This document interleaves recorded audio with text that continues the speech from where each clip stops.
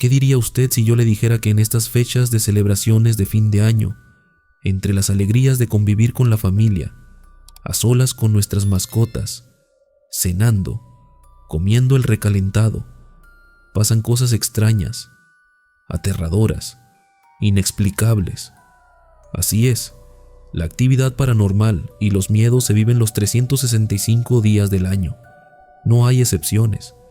Y el día de hoy les ofrecemos una recopilación de relatos de todo tipo de terror, pero con estas fechas en común: fiestas de Año Nuevo, Nochevieja, esos momentos donde bajamos la guardia porque estamos celebrando.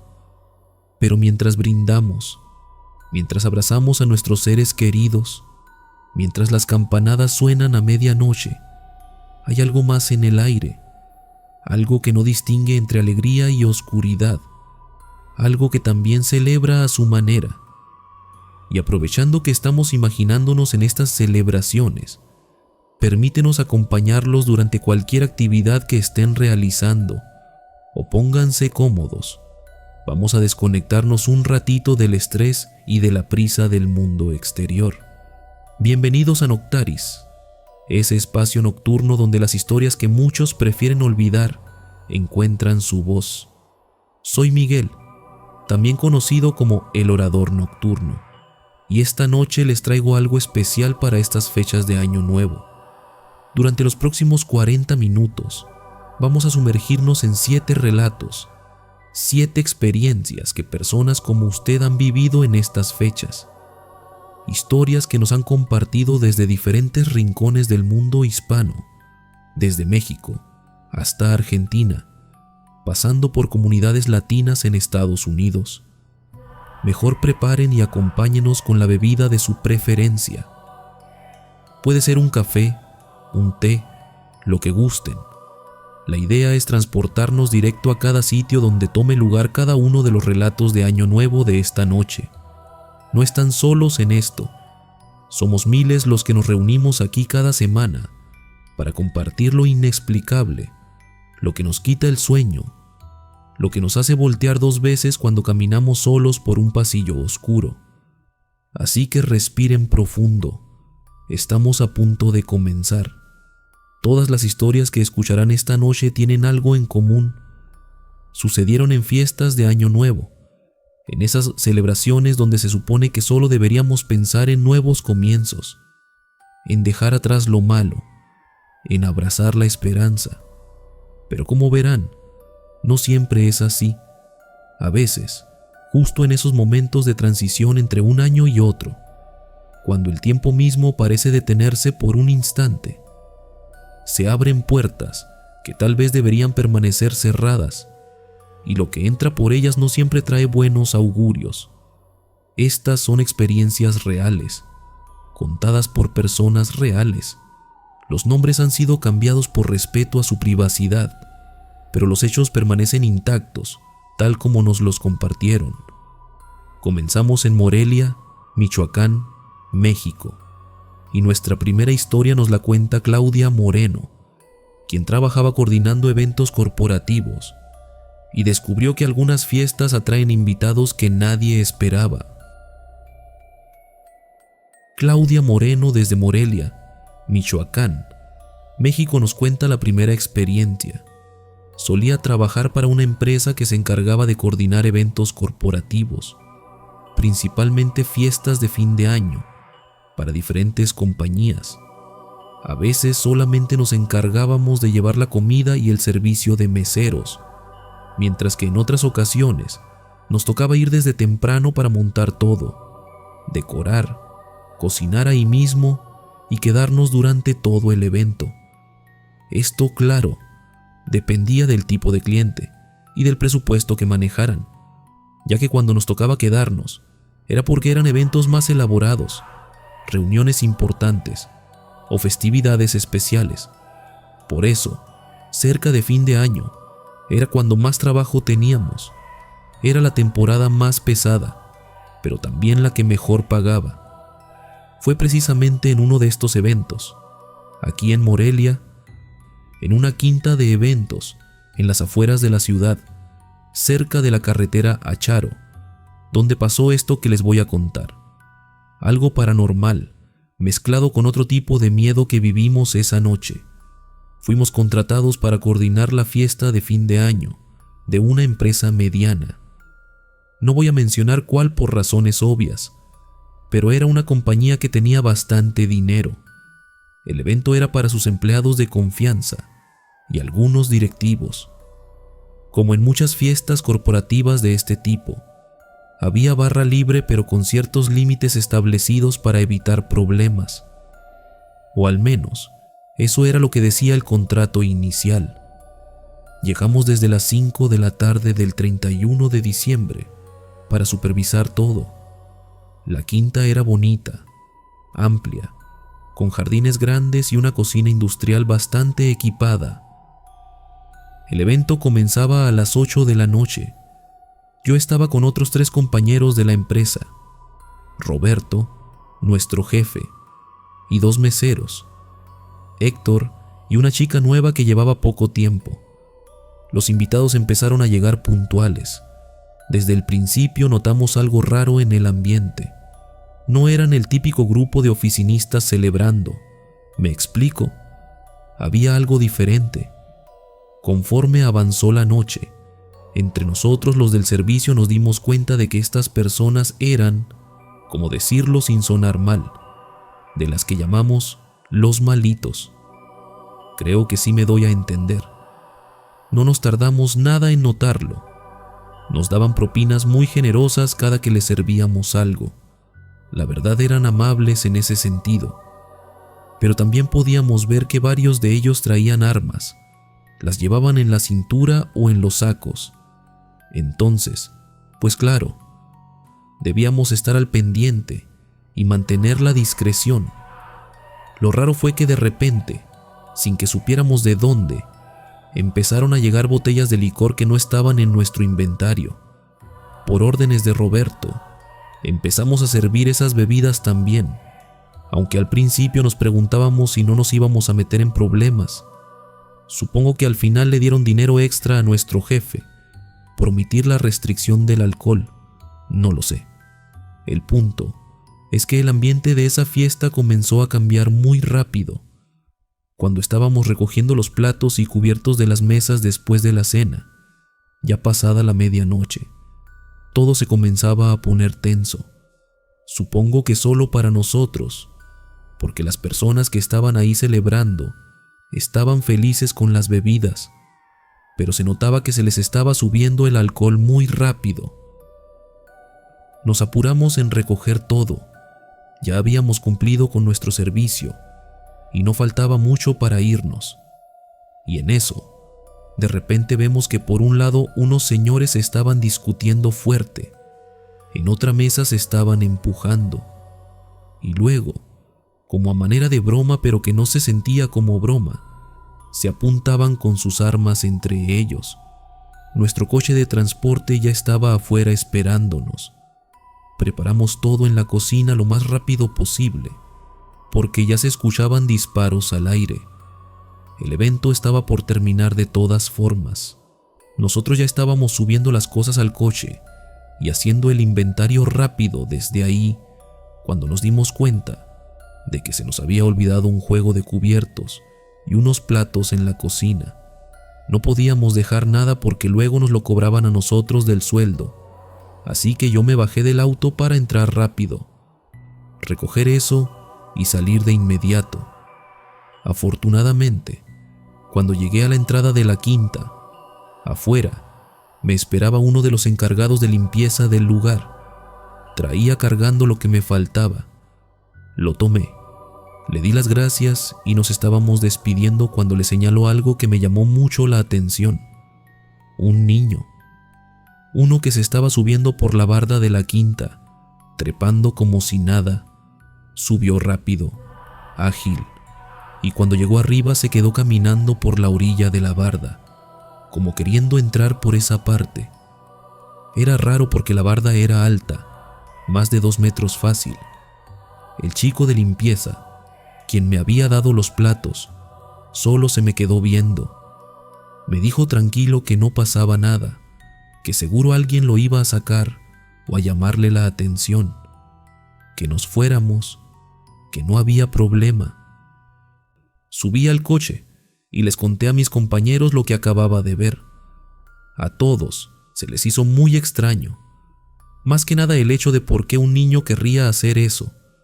Era un lugar alejado de casas, quintas cercanas o ranchos. Entonces, ¿de dónde había salido? ¿Y para qué quería entrar justo ahí, con esa gente? Aparte se veía muy pequeño, como de unos 9 o 10 años. No supimos a qué conclusión llegar. Solo dijimos que tal vez era de alguna casa cercana y andaba haciendo travesuras. Eso, y que lo bueno era que ya nos íbamos.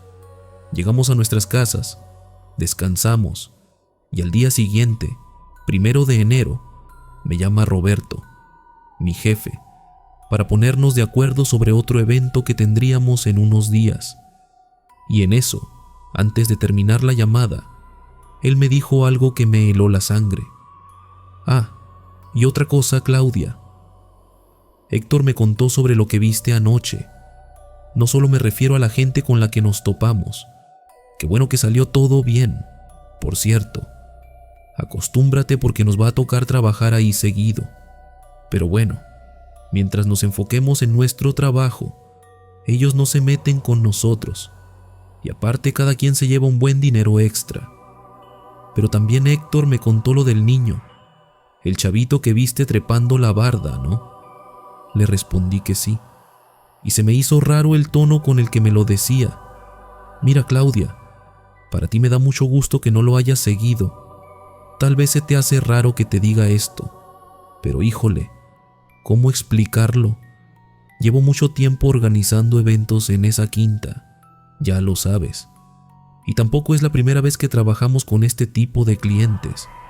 Y ese niño, no es la primera vez que lo ven tampoco. No sé si creas en estos temas paranormales, pero igual te voy a contar. A veces es mejor mantenernos al margen, enfocarnos en lo nuestro, cocinar, servir, cobrar e irnos. Porque hace tiempo yo conozco muy bien al dueño de esa quinta, y él me contó que en un evento parecido, también con esta clase de personas, vieron a ese niño asomándose por la barda. Y uno de esos señores, sin pensarlo 2 veces, sacó su arma y le disparó. Le dio justo en la frente. Decían que se lo merecía por andar de metiche, y a todos les dio risa. Nadie supo nunca de dónde era ese niño. Nunca lo identificaron. De hecho, tampoco fue noticia. El jefe de todos ellos habló con el dueño de la quinta y le pidió muy amablemente que no dijera nada. O si no, ya sabes cómo son. Al niño creo que lo enterraron por ahí en el terreno de la quinta. Y cuando te dije que qué bueno que no lo había seguido, es porque desde ese día no es la primera vez que lo ven. Sigue intentando entrar. Intentando que no se caiga porque la barda es alta. Y cuando logran alcanzarlo, cuando lo tienen de frente, Roberto hizo una pausa. Esto me lo contó un chavo que trabajó con nosotros hace tiempo. Ya no lo alcanzaste a conocer, porque renunció justo después de verlo. El niño es pálido, completamente blanco, sin ninguna expresión en el rostro, y tiene un agujero en la frente, ahí donde le dieron. Así que si nos vuelve a tocar ir a esa quinta y lo vuelves a ver, no vayas hacia él. Déjalo. La gente del lugar ya lo conoce. Lo ven seguido. Solo se sube a la barda, se asoma un rato, camina por ahí arriba y luego se va. Yo no sé si creerle o no a Roberto. Quiero decir, sí le creí, pero al mismo tiempo no quería aceptar lo que me estaba diciendo. Ese día que vi al niño corriendo y trepándose a la barda, no sé qué hubiera hecho si lo hubiera visto de frente, si hubiera visto eso que me describió. Nunca más me volvió a tocar dar servicio en esa quinta, afortunadamente. Pero sé que Roberto sigue yendo con el equipo. Cada vez remodelan mejor ese lugar, lo hacen más elegante. Y sé que ese niño sigue ahí. Tal vez su familia nunca supo qué le pasó. Tal vez nadie lo buscó. tal vez era de la calle y por eso nadie preguntó por él. Pero ahí está, intentando entrar una y otra vez a ese lugar donde le quitaron la vida. Un relato con hechos lamentables, pero también muy aterradores. Ya saben lo que dicen por ahí. Los espíritus de los niños son los que más se quedan atrapados en este plano. O díganos usted, ¿qué cree que haya sido? ¿Un espíritu buscando justicia? ¿O simplemente un alma que no entiende que ya no pertenece a este mundo? Escríbanos en los comentarios qué piensan. Y mientras reflexionan sobre esto, nos vamos ahora directo a Guadalupe, Nuevo León, México, desde donde Rubén Torres nos cuenta una experiencia de su infancia que involucra criaturas nocturnas y leyendas de brujas que nunca olvidará. Rubén Torres, desde Guadalupe, Nuevo León, México, nos cuenta esto. Cuando era niño, allá por los principios de los años 90, aquí en Guadalupe, Nuevo León, siempre nos reuníamos en casa de mis abuelitos para Navidad y Año Nuevo. Guadalupe está pegado a Monterrey, es parte de la zona metropolitana, pero en ese entonces todavía hay vacío. Había colonias con mucho terreno baldío y casas más separadas entre sí. De niños, todos los primos siempre esperábamos esas reuniones familiares. Y fue precisamente en una de esas épocas, reuniéndonos para recibir el Año Nuevo, que pasó lo que les voy a contar. Aún era temprano, como a las 7 u 8 de la noche.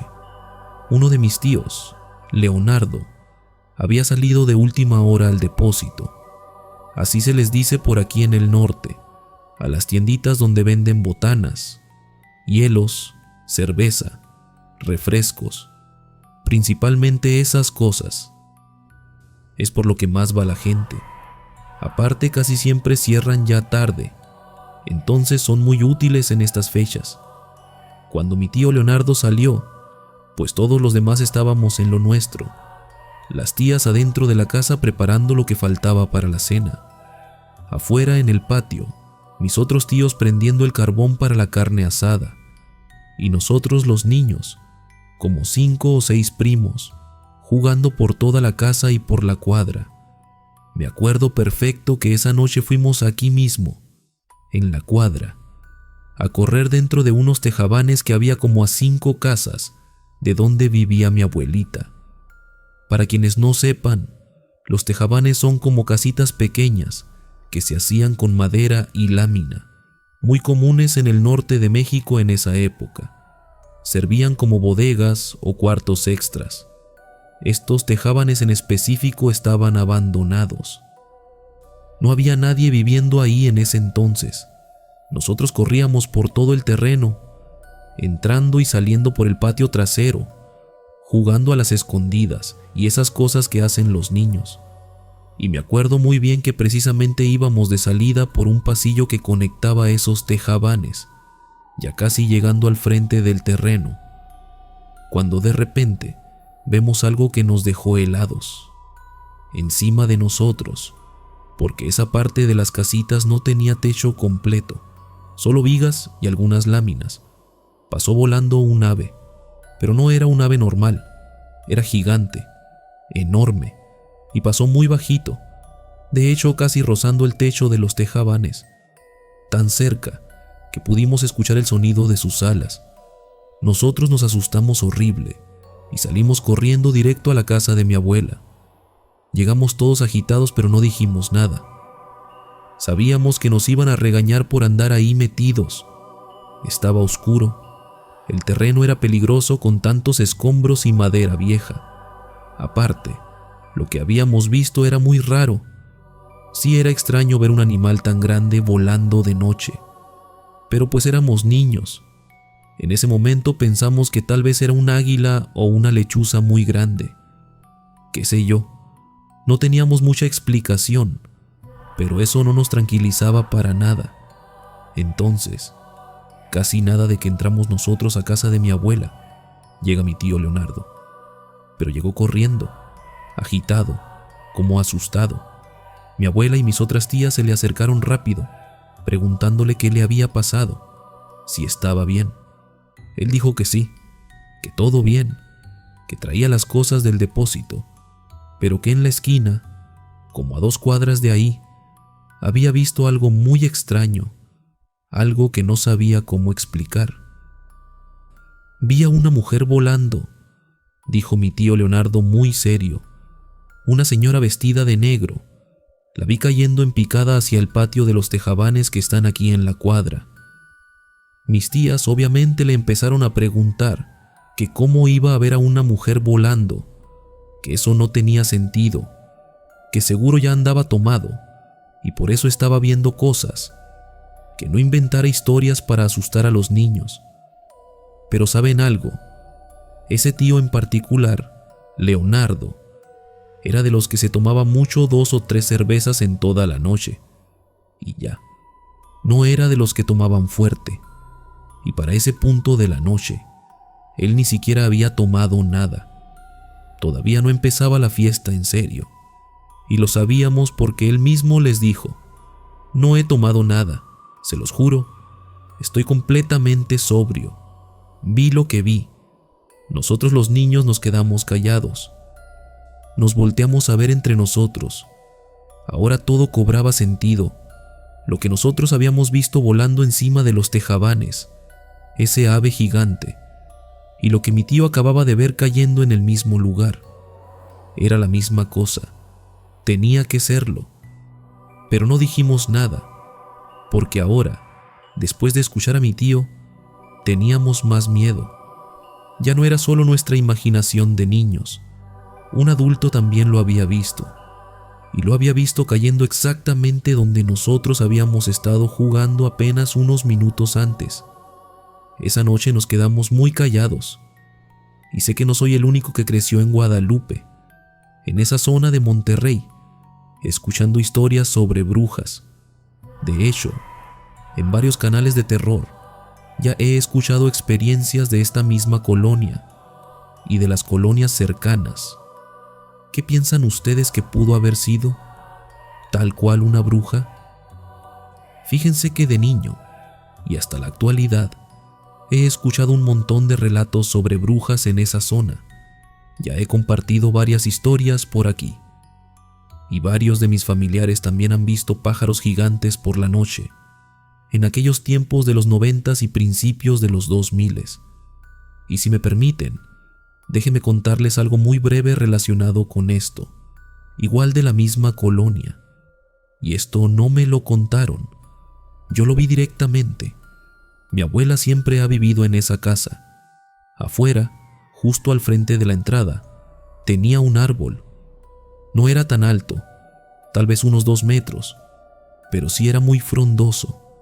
Recuerdo que por las noches, como ese árbol estaba pegado justo a la entrada, siempre se escuchaba que algo muy grande se movía entre las ramas, algo pesado que hacía crujir las ramas gruesas.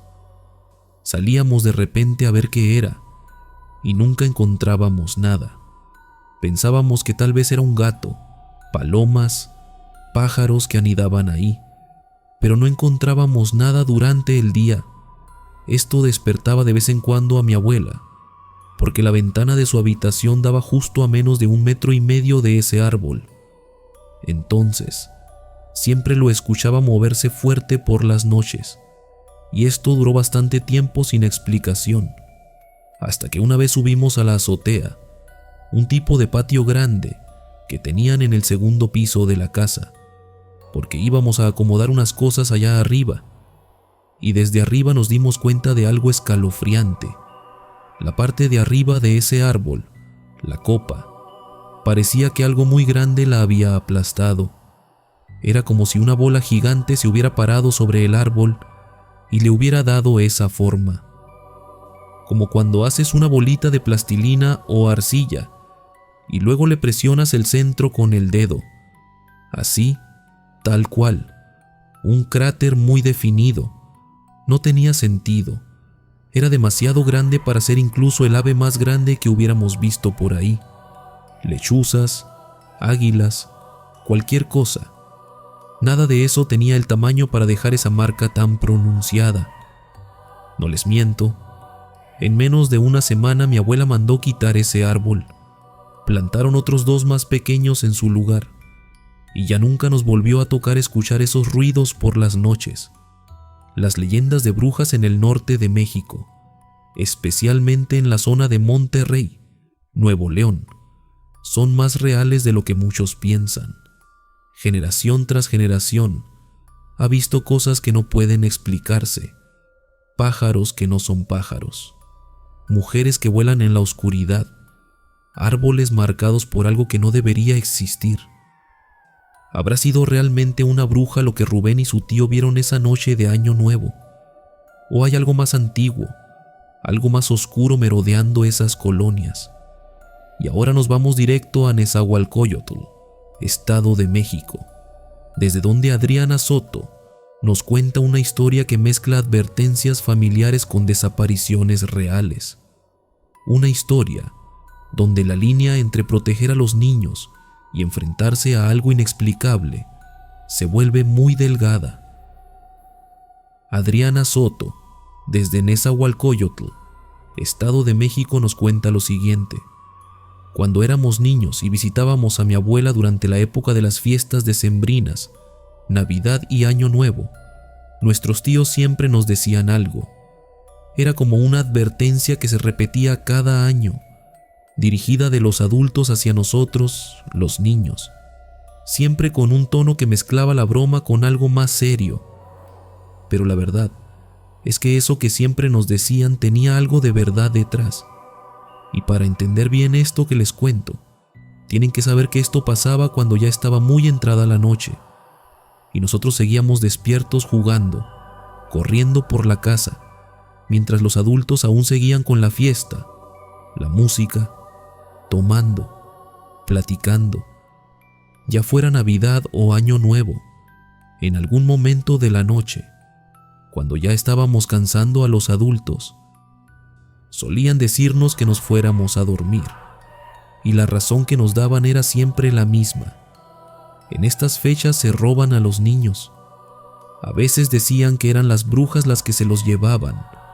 Otras veces solo decían que desaparecían, que no sabían quién o qué era, pero que se los llevaban. Entre más pequeños éramos, más miedo nos daba escuchar eso. Así que obedecíamos casi al instante, sin preguntar mucho, sin saber si era cierto o solo un pretexto para que nos fuéramos a dormir. Aunque sí nos dábamos cuenta de que cuando nos decían esto, mis tíos a veces tenían una sonrisa burlona.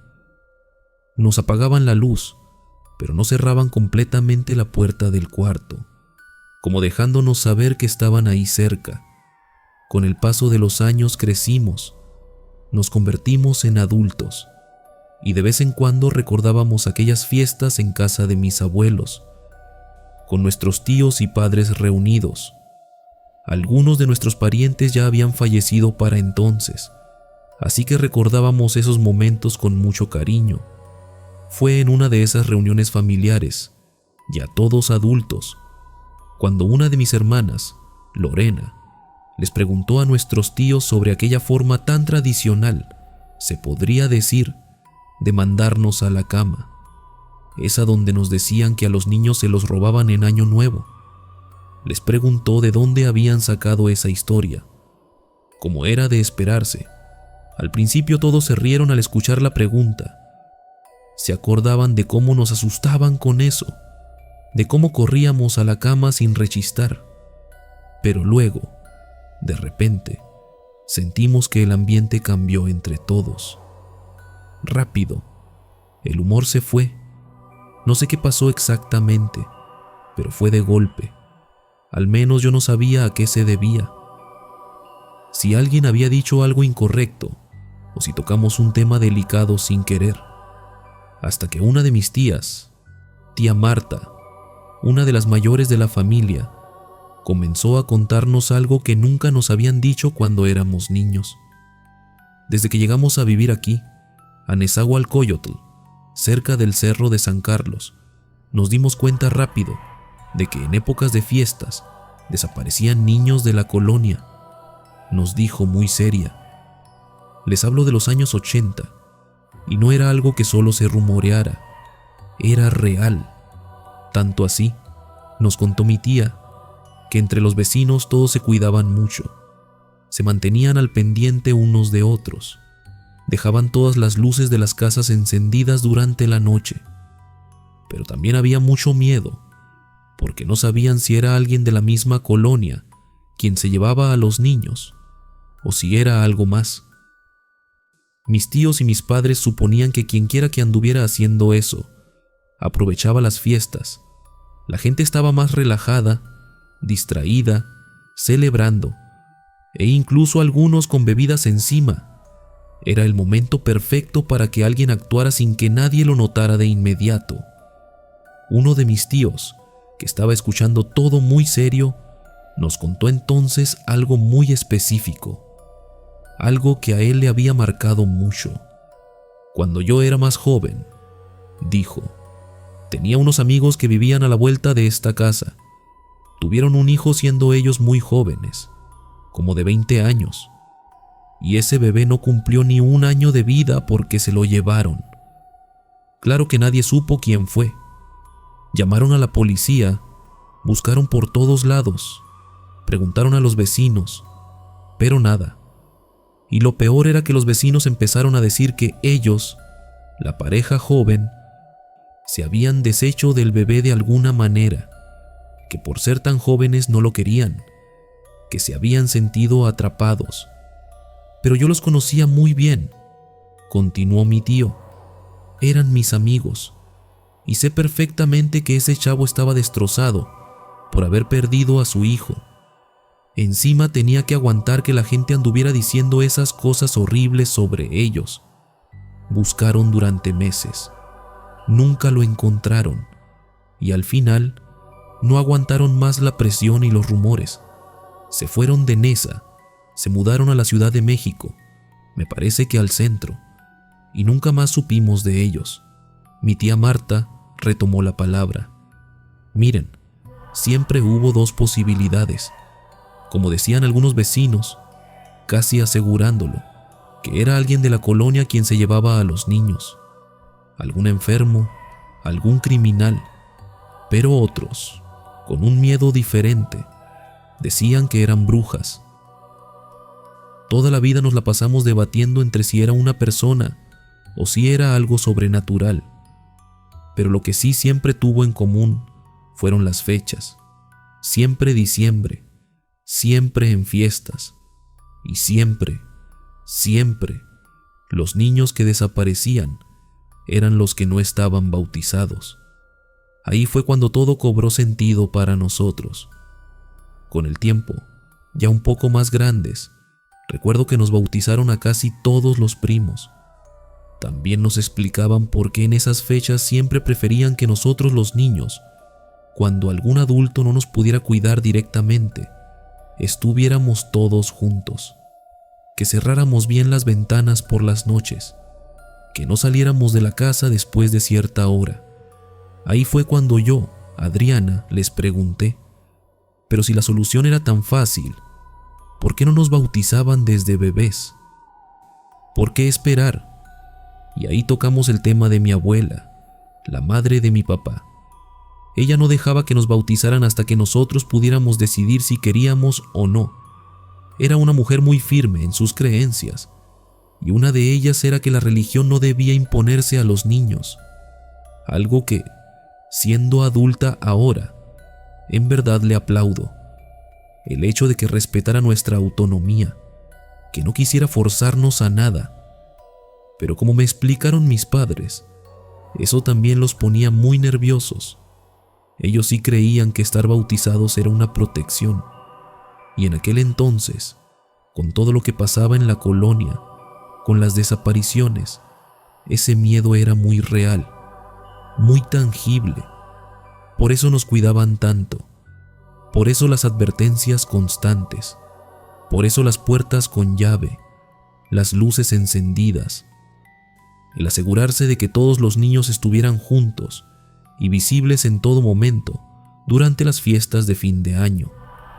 Historias que mezclan lo inexplicable con tragedias muy reales, desapariciones que nunca se resolvieron, familias destrozadas y una comunidad entera viviendo con miedo cada diciembre, cada año nuevo, preguntándose si sus hijos estarían a salvo.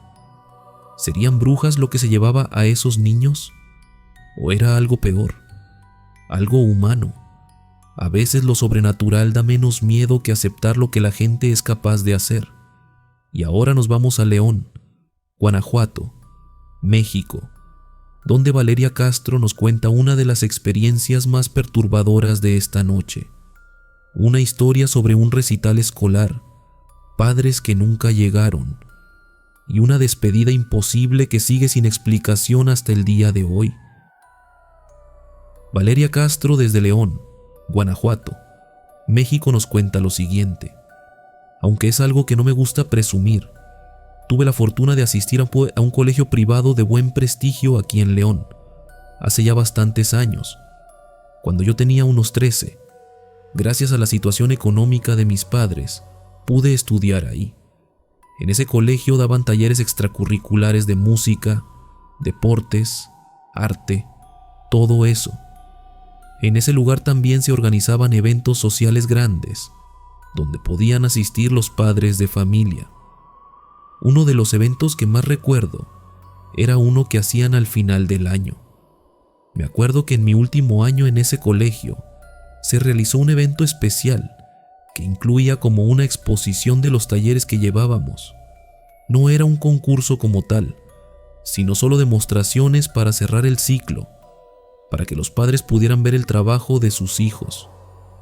Había una cena, algunos juegos, puestos de comida, como si fuera una feria pequeña dentro del colegio.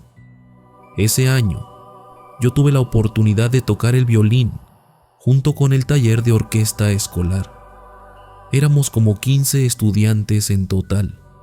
Varios chicos de mi salón estaban ahí también, y uno de ellos era un compañero a quien llamaré Andrés, para no decir su nombre real.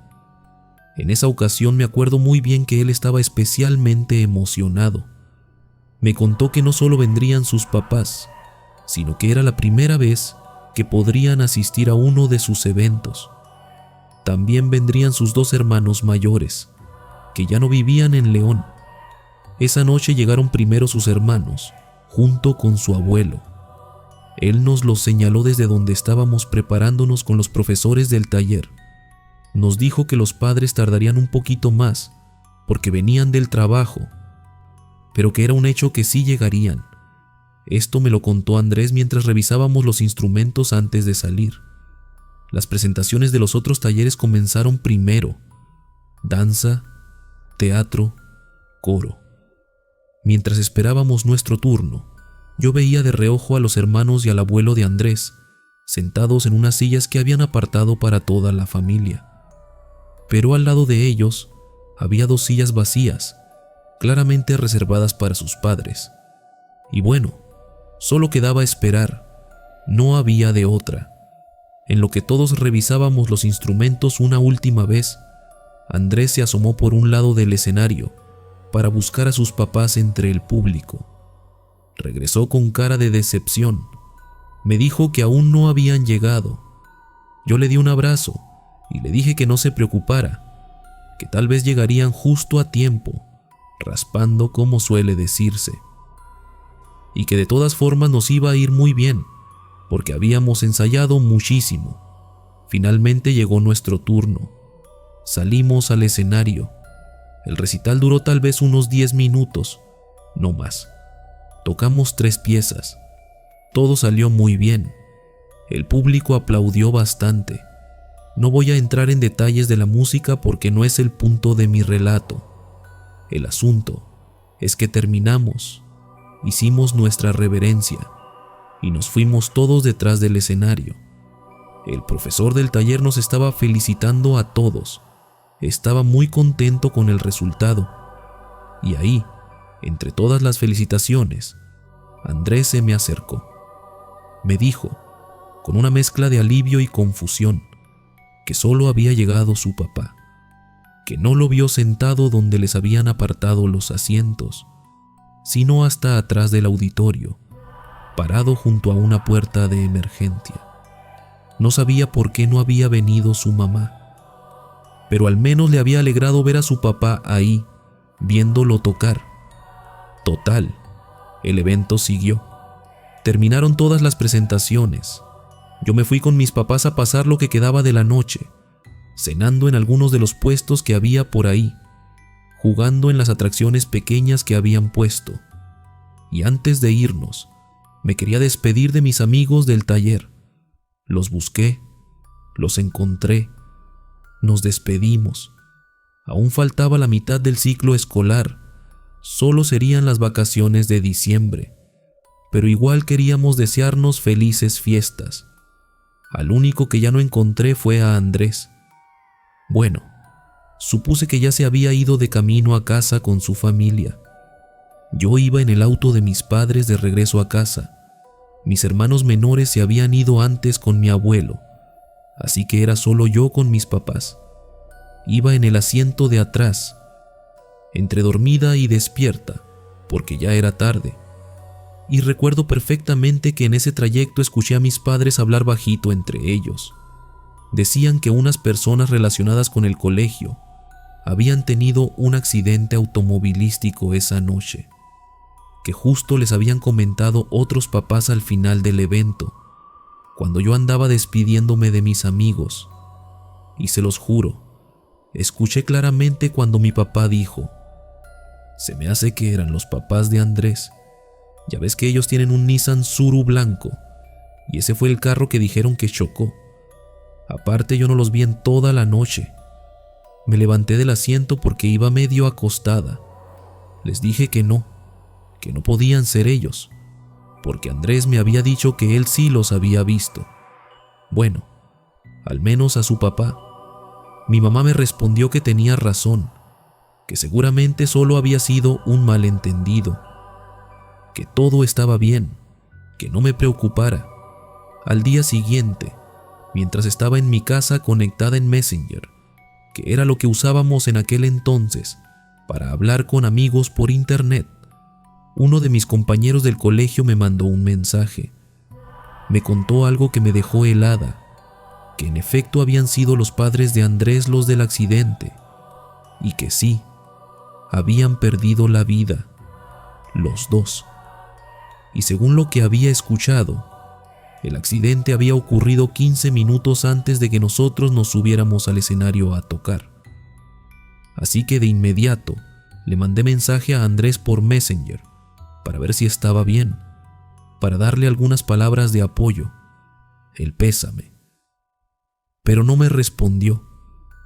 Solo le dejé el mensaje ahí.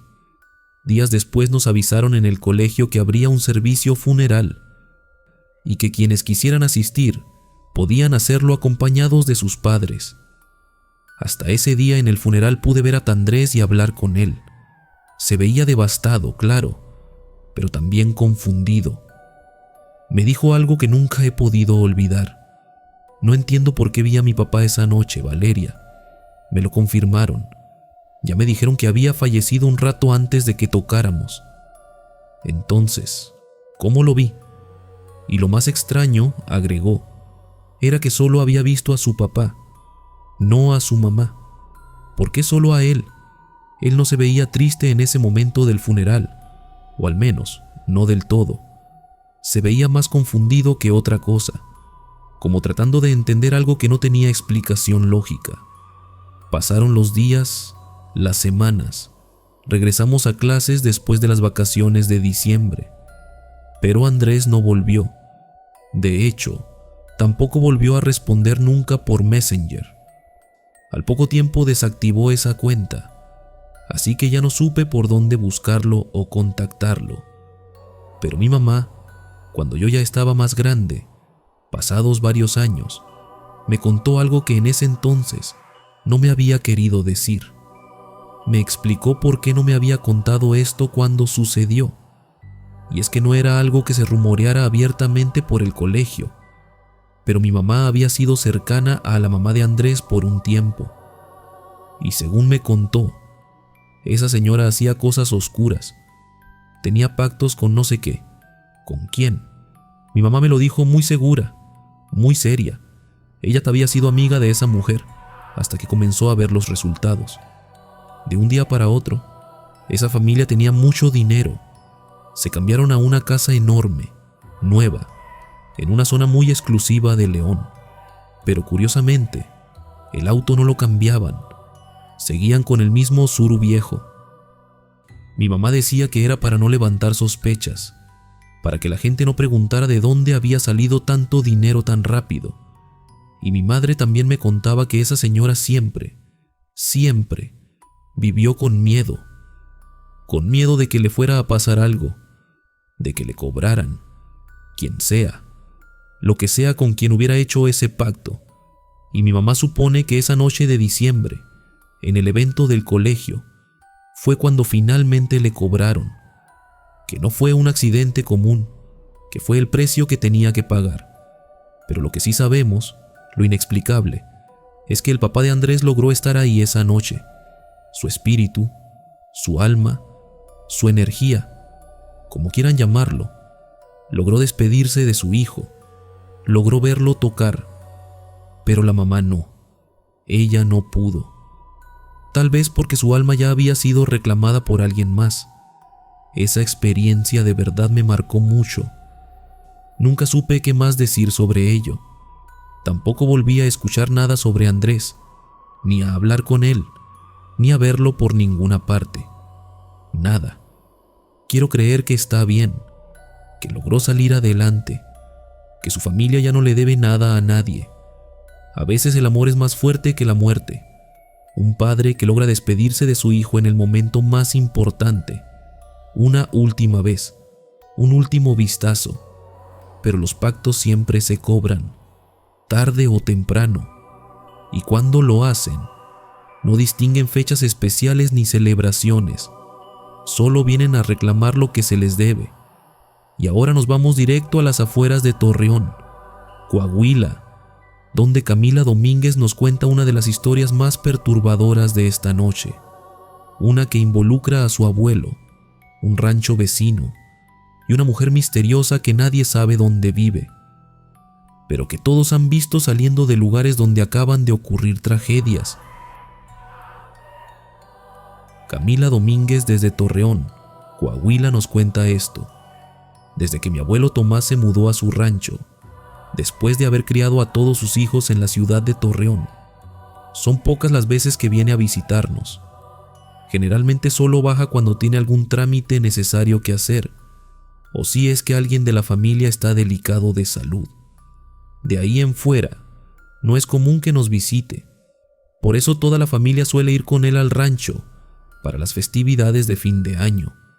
Es como nuestra tradición familiar. Mi abuelo siempre ha sido un hombre muy honesto, muy trabajador y amable, así que sí se le extraña cuando no está en la ciudad. De igual manera, siempre fue una persona muy agradable con quienes lo rodeaban, por lo que se hizo de muy buenos amigos y contactos a lo largo de su vida. Se podría decir de mi abuelito Tomás que todos los que lo conocían le tomaban cariño muy rápido. Es ese tipo de persona que te hace sentir bienvenido desde el primer momento. Hace ya muchos años atrás, cuando nos reunimos todos para las fiestas de fin de año en su rancho, me acuerdo que nos sorprendió llegar a mediodía y que él no estuviera ahí. Ya estaban mis otros tíos que habían llegado una hora antes que nosotros y tampoco lo habían visto. Nadie sabía dónde estaba, hasta que como media hora después llegó tranquilo en su camioneta, como si nada. Sabía que íbamos a ir, claro. Cuando llegó nos saludamos, nos recibió con abrazos y le preguntamos que dónde había estado. Nos contó, mientras entrábamos todos a su casa, que recientemente se había hecho amigo de un vecino que tenía un rancho justo enseguida del suyo. Aunque hay que aclarar que cuando digo enseguida, ambos terrenos tienen muchísimo espacio entre sí. O sea, aunque sean vecinos técnicamente, es un gran trayecto para llegar de un rancho al otro. Aún a día de hoy lo es. Nos explicó que ese vecino era un hombre de dinero, de bastante dinero de hecho, Había comprado ese rancho apenas unos meses atrás, pero era muy agradable según mi abuelo. Con el paso de las semanas se habían hecho buenos amigos, y venía precisamente de allá, de dejarle un pequeño detalle, una botella de tequila. El hombre también estaba esperando a su familia para celebrar el año nuevo. Pero bueno, en esa plática nos perdimos hablando de más cosas. Nos llegó la noche, cenamos, pasamos las fiestas. Yo era una niña, tenía unos 11 o 12 años, pero me acuerdo de todo muy bien. Voy a correrles todos esos detalles de la cena y la fiesta, porque no vienen al caso en mi relato. El 1 de enero de aquel año, al día siguiente, mi abuelo ya estaba despierto desde muy temprano. Él siempre acostumbraba a madrugar, incluso en días festivos, mientras que todos los demás todavía estábamos dormidos. Mi padre Javier, que también tiene esa costumbre de despertar temprano, decidió acompañarlo a dar una vuelta por el rancho y los alrededores. Luego de unas horas, cuando ya todos estábamos levantados y preparando el recalentado en la cocina, llegaron mi papá y mi abuelo, y llegaron muy alterados. Se veía claramente en sus caras, y si bien trataban de disimularlo para no preocupar a nadie, nosotros los niños nos dimos cuenta de que algo malo había pasado. Empezamos a preguntarnos entre nosotros, a voltearnos a ver con caras de confusión. Mi mamá y mis otras tías se encargaron rápido de distraernos, de sacarnos de ahí. Mientras tanto, los hombres de la familia salieron al exterior de la casa para platicar en privado sobre lo que había pasado. Le dije a mi madre que iría al baño, pero en lugar de ir al baño que estaba dentro de la casa, me fui por el lado de afuera, porque el rancho de mi abuelo tenía un baño externo también, y aproveché esto para poder acercarme a donde estaban los hombres hablando, porque no podía con la curiosidad. No creía que fuera nada realmente malo, así que quería saber qué había pasado.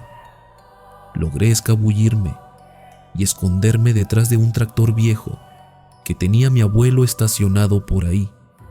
Ya no lo usaba, por eso siempre estaba al costado de la casa sin moverse. Me quedé ahí, bien escondida, escuchando todo. Mi padre y mi abuelo le contaban a mis tíos que habían salido a ver el rancho, como todos lo habíamos supuesto. Sin embargo, entre tanto paseo, mi abuelo había insistido en visitar a su nuevo amigo, el del rancho vecino. Mi padre le había dicho que mejor no, que pensara que tal vez todos seguirían dormidos por el festejo de la noche anterior. Pero mi abuelo se aferró a la idea, y se fueron directo para allá en su camioneta. Al acercarse al terreno del vecino, se dieron cuenta de que estaba saliendo humo de la chimenea que tenía la casita del rancho, así que parecía que sí había gente despierta. Pero además, justo cuando se estaban estacionando, vieron algo. Una viejecita, una señora mayor saliendo de ese rancho, cruzando un portoncito de madera que limitaba el terreno. Ella solo los vio. Levantó la mano como saludándolos a la distancia y siguió su camino caminando despacio. Mi abuelo y mi papá no le dieron mucha importancia en ese momento. Pensaron que tal vez era una tía o la madre del dueño del rancho. Bajaron de la camioneta y se acercaron a la casa. La puerta principal estaba semiabierta. Mi padre y mi abuelo preguntaron desde la entrada, llamando por el vecino, pero nadie respondió. Todo estaba en completo silencio. Y es que creo que es necesario aclarar algo. En algunos ranchos de esta zona, la entrada del terreno suele estar bastante más lejos de la casa principal. O sea, tienes que cruzar una vereda larga, que en este caso era de unos 50 a 70 metros, desde donde dejaron la camioneta hasta la puerta de la casa. Los dos entraron despacio. Claro, no querían asustar a la familia del vecino si se los encontraban dentro y no los conocieran. Iban caminando ya dentro de la casa, preguntando en voz alta si había alguien. Cuando llegaron hasta el comedor, y ahí fue donde mi padre encontró algo que nunca podrá olvidar: los cuerpos del vecino de mi abuelo, junto con 2 de sus hijos adultos y sus 4 nietos, que eran niños pequeños, todos ahí, en el comedor. A lo poco que alcanzaron a ver, parecía que les habían quitado la vida con algún objeto punzocortante, tal vez un cuchillo o un machete. Y por todo el suelo, algo muy extraño: había ramitas de árbol esparcidas por todos lados. No sabían por qué, no tenía ningún sentido. Claro que no se quedaron ahí. Salieron corriendo de inmediato a buscar ayuda. Llamaron a la policía. Luego pidieron una ambulancia, aunque ya sabían que no había nada que hacer. Y al mismo tiempo recordaban a esa viejecita que habían visto saliendo del rancho apenas minutos antes. No había sido cosa ni de 3 minutos entre que la vieron salir. Ellos entraron, vieron todo eso y salieron. ¿Dónde estaba ella ahora? No estaba por ninguna parte. Habían revisado todo el terreno al salir. Nada. Cuando llegó la policía, no les dijeron mucho al principio. Solo les preguntaron por detalles básicos: qué habían visto, a qué hora llegaron, esas cosas. Pero cuando llegó el tema de la viejecita que habían visto saliendo de ahí, mi padre cuenta que lo contaron rápido, alterados, nerviosos, no con toda la calma del mundo como podría parecer. Y al final, uno de los policías, un oficial que ya conocía a mi abuelo de años atrás, porque mi abuelo es muy conocido en la zona, se le acercó discretamente, solo a él, y le dijo algo que mi abuelo dice que en ese momento no supo si creerle o no, y que yo, siendo adulta, tampoco sabría cómo reaccionar. Ya sabemos quién es esa señora, le dijo el oficial muy serio. Si se la vuelve a topar por ahí, don Tomás, no la salude, ni siquiera la voltee a ver. Haga como si no existiera. Según el oficial, porque mi abuelo en serio tenía mucha confianza con él de tantos años de conocerse. Esa señora llevaba viviendo ahí por la zona por muchísimo tiempo. Y dijo, viviendo, entre comillas, porque en realidad nadie sabía dónde estaba su casa. Nadie sabía dónde vivía exactamente. Solo la veían de vez en cuando por alguna tienda del pueblo, caminando por alguna calle. La gente la saludaba por educación, pero al menos la policía de la zona ya había coincidido con ella en otros eventos trágicos, lamentables, parecidos a este, aunque esta ocasión había sido lo peor que habían tenido que atender relacionado con esa mujer. Aún así, no sabían por dónde empezar ni qué hacer exactamente con esa información, pero ellos también estaban seguros, muy seguros, de que había sido esa mujer. Mis padres, mis tíos, todos hicieron de todo con el tiempo para cuidar a mi abuelo. Se encomendaron mucho más a Dios después de eso. Pedían muy seguido en sus oraciones que lo cuidara, porque no sabían qué había sido exactamente. Pero qué tal si esa mujer intentaba hacer algo contra él también, por haberla visto salir, por ser testigo. De este relato nunca supe qué pasó exactamente con la investigación. Decir que era una bruja me parece lo más razonable, más que nada por todo lo que mencionaban de ella, las ramitas en el suelo, la forma en que apareció y desapareció. Pero no sé, aún así tengo mis dudas y miedo, porque mi abuelo nos ha contado, incluso hace poco, que esa mujer todavía la ve de vez en cuando, caminando cerca del rancho. Nunca se le acerca, nunca la saluda, solo la ve pasar a lo lejos, y el rancho del vecino quedó en completo abandono después de eso. Hasta el día de hoy nadie lo ha vuelto a comprar ni a ocupar. El caso nunca se resolvió oficialmente. Lo inexplicable y lo real mezclados de la forma más escalofriante posible. Una familia entera borrada en una noche de celebración. Y una mujer que nadie sabe de dónde viene ni a dónde va, pero que siempre está presente cuando la tragedia ocurre. ¿Bruja? ¿Entidad? o algo mucho más antiguo que ni siquiera tenemos nombre para describir. Y ahora nos vamos a Zapopan, Jalisco, donde Fernando Vega nos cuenta lo que pasó en una posada escolar que terminó mucho antes de lo planeado. Una casa rentada, una alberca vacía y un niño que nunca se fue a casa. Fernando Vega desde Zapopan, Jalisco nos cuenta lo siguiente: yo soy maestro de primaria, tengo 37 años y llevo ya como 12 años trabajando en un colegio privado aquí en Zapopan, que es parte de la zona metropolitana de Guadalajara. Hace unos 5 años, nuestro director, el profesor Raúl, organizó una posada especial para todo el personal del colegio. No era solo para maestros, sino para todo el equipo, administrativos, personal de limpieza, de mantenimiento, todos.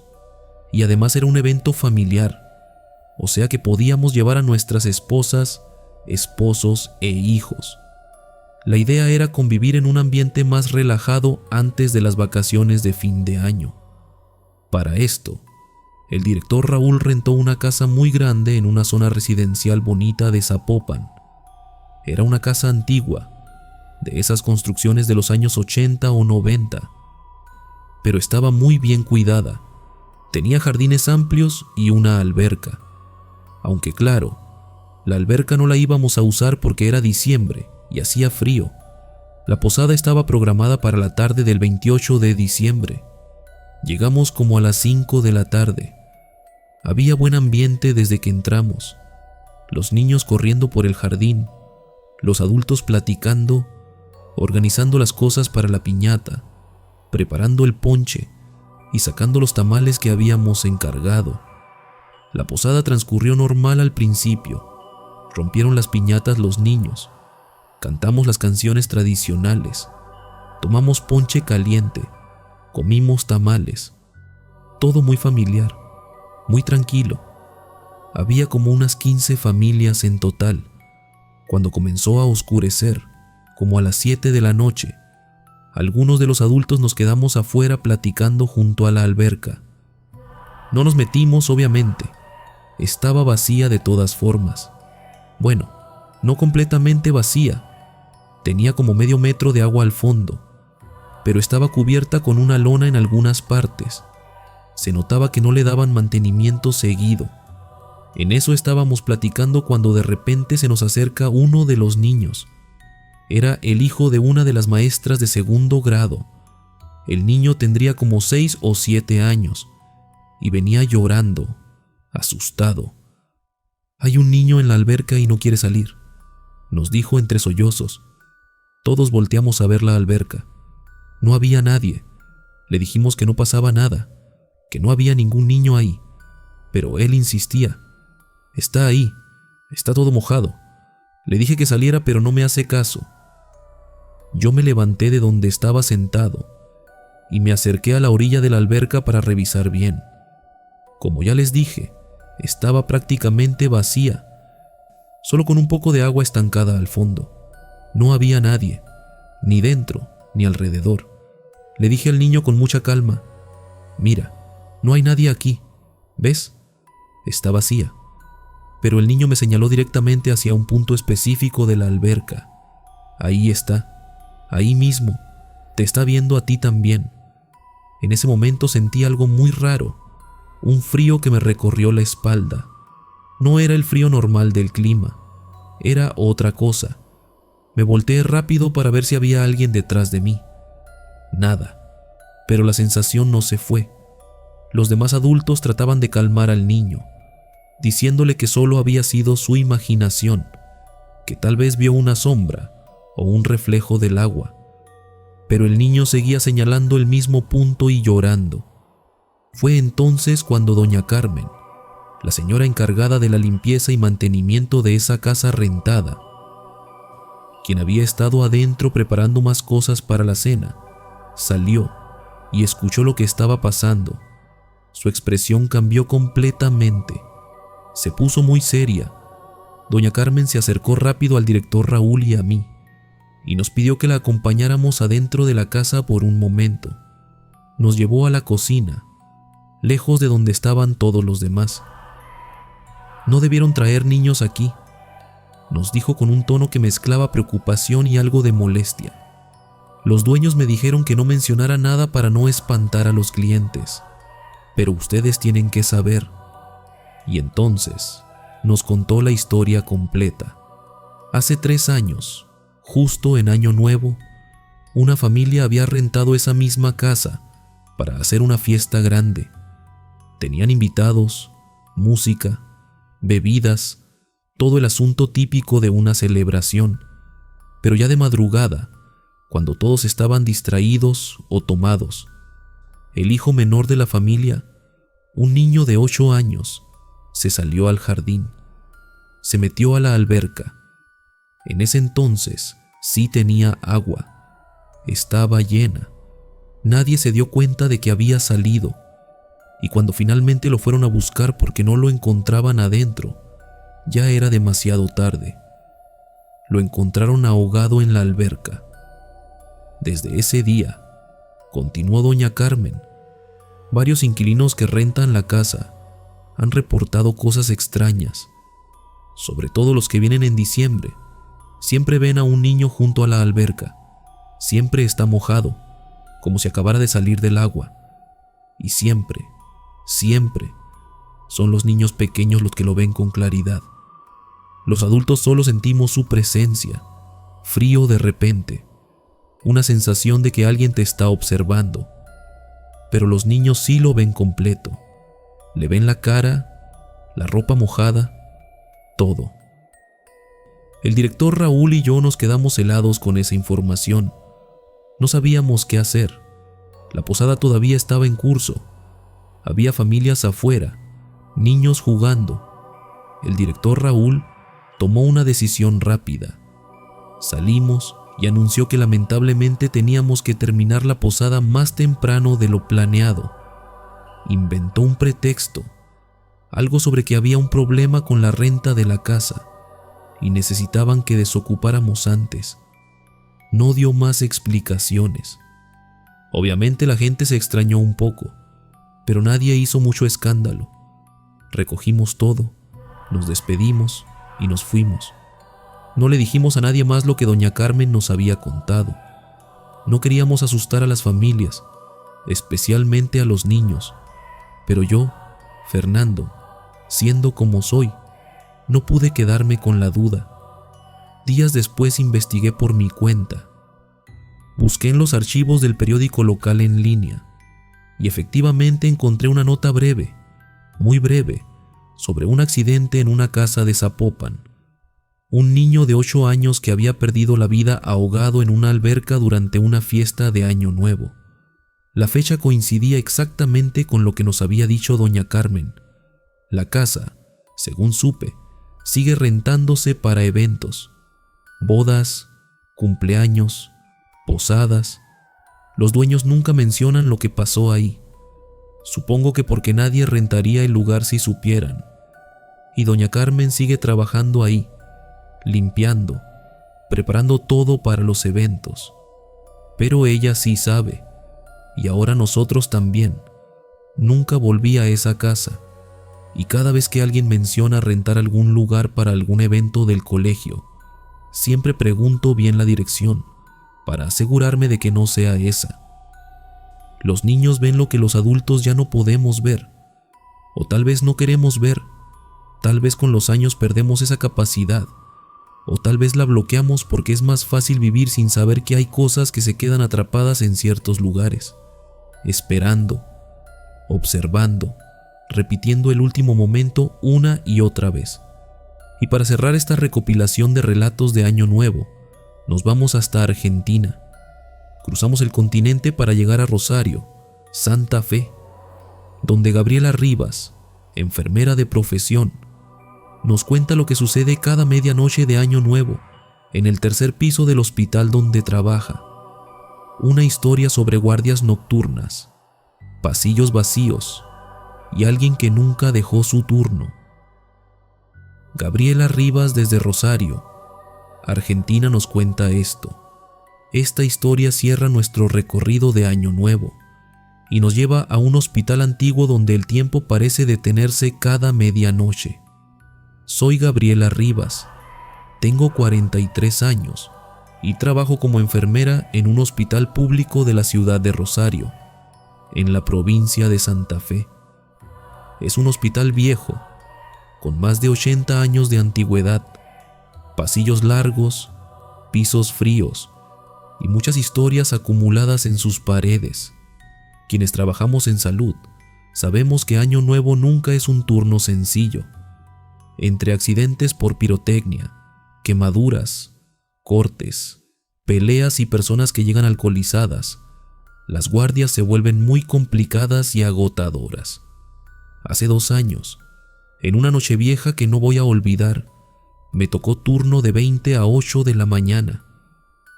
Compartía la guardia con la doctora Lucía, que es médica clínica, y con Martín, otro enfermero que suele estar en el mismo piso que yo. Esa noche, yo estaba asignada al 3er piso, área de internación general. El hospital estaba relativamente vacío para lo que suele ser, con solo algunos pacientes que no pudieron irse a pasar las fiestas a casa por sus estados de salud. Las primeras horas de la guardia transcurrieron relativamente tranquilas. Revisábamos signos vitales, medicación, hacíamos controles de rutina. El 3er piso estaba bastante silencioso, con apenas 4 habitaciones ocupadas. Se escuchaba de fondo algún televisor encendido y el ruido lejano de fuegos artificiales anticipados. Alrededor de las 23:30 empezaron a llegar las emergencias a la guardia de planta baja. Gente con quemaduras, cortes, problemas respiratorios por el humo de la pirotecnia. La doctora Lucía y Martín se quedaron bajando y subiendo, ayudando con ingresos y traslados, mientras yo me encargaba de mantener todo en orden en el 3er piso. Cuando dieron las 0 en punto, hicimos un brindis rápido entre el personal que estábamos disponibles en ese momento. Fue algo muy sencillo: un feliz año, algunos abrazos, promesas de que ojalá fuera un año más tranquilo. Después de ese pequeño momento, volví a subir al 3er piso para revisar a mis pacientes. El pasillo del 3er piso es largo, con luces blancas frías que a veces parpadean. Esa noche, solo había 4 habitaciones ocupadas, así que el pasillo se veía todavía más vacío y silencioso. Mientras caminaba, al fondo del pasillo vi la figura de una mujer de espaldas. Llevaba puesto un uniforme de enfermera, pero no era como los que usamos ahora. Era un uniforme blanco entero, con una cofia antigua en la cabeza, de esas que ya no se usan desde hace muchos años. Mi primera reacción fue pensar que tal vez era alguna enfermera mayor que había subido a ayudar, alguien que no conocía porque tal vez hacía turnos en otro piso o en otro horario. Me acerqué unos pasos y le dije: ¿necesita algo? La mujer no respondió. Se quedó quieta, de espaldas, mirando hacia la puerta de una habitación al final del pasillo. Volví a preguntar, esta vez un poco más cerca: ¿todo bien? Fue entonces cuando la mujer se dio vuelta lentamente. Tenía la piel muy pálida, sin expresión en el rostro. Sus ojos se veían vacíos, como si mirara a través de mí y no a mí. En ese instante sentí cómo se me helaba la sangre. No pude moverme.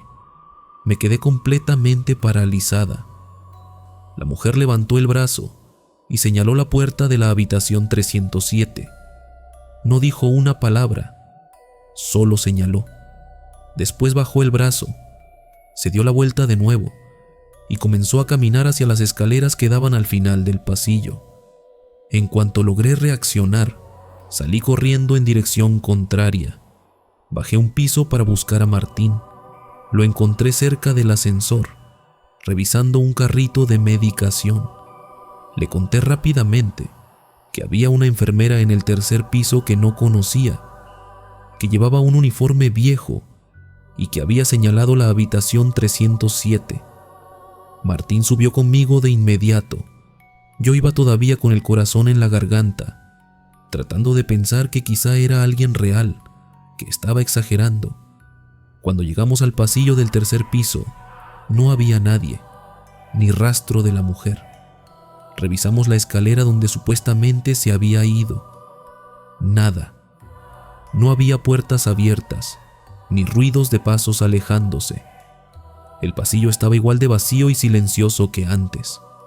Fuimos entonces hacia habitación 307. Adentro estaba internada una paciente anciana, una mujer mayor que llevaba varios días hospitalizada. Estaba dormida, conectada al monitor. Revisamos sus signos vitales. Todo estaba estable. No había ninguna alarma encendida, ningún cambio brusco en sus parámetros. Bajamos después a la sala donde estaba la doctora Lucía y le conté lo que había pasado. Le describí el uniforme de la mujer, la cofia, la forma en la que me había señalado la habitación 307.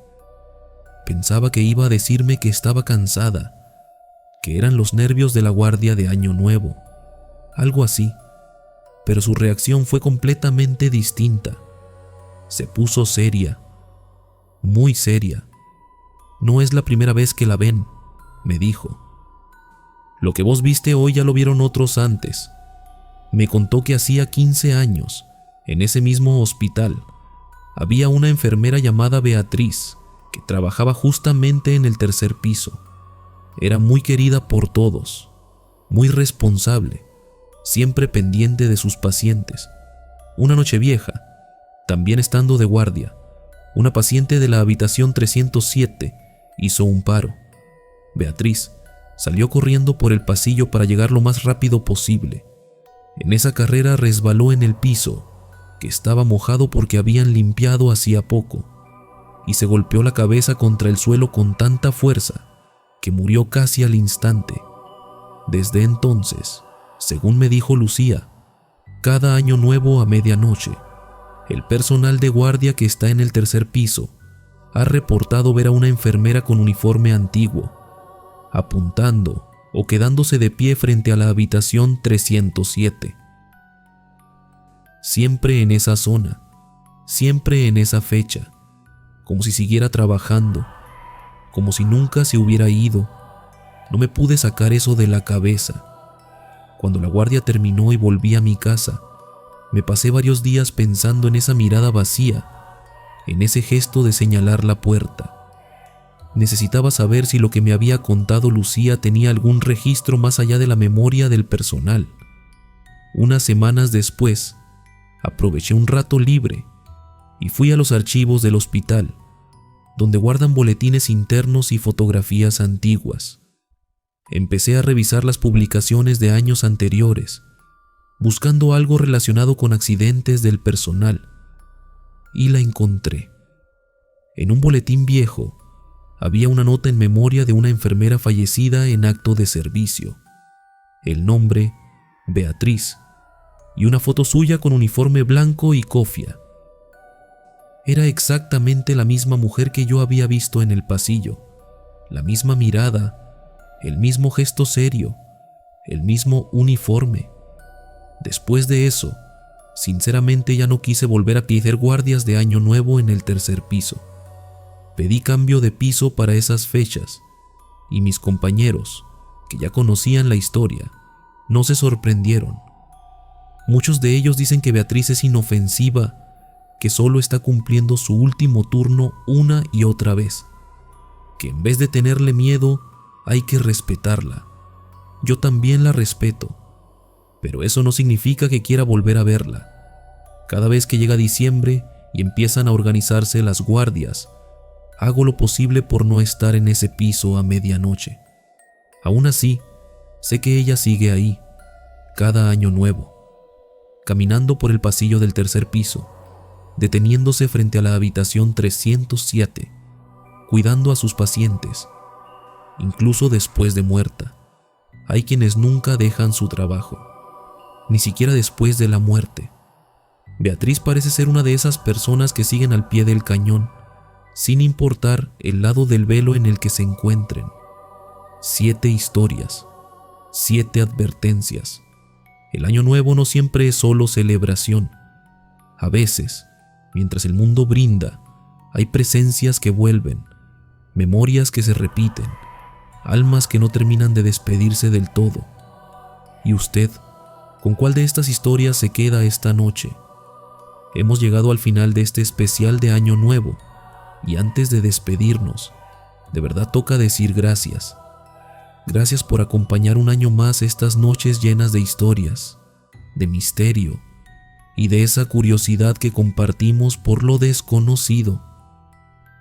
La comunidad de Noctaris se ha convertido en un lugar muy querido, y eso es por ustedes, por cada comentario que dejan, por cada like, por cada suscripción y por quienes deciden apoyar todavía más con membresías o aportes. Todo eso permite que estas voces, estos relatos y este espacio sigan vivos. Más allá de lo que pueda decir el algoritmo, lo que sostiene este proyecto es el cariño de una comunidad que ha decidido hacer del terror un punto de encuentro y compañía en las noches.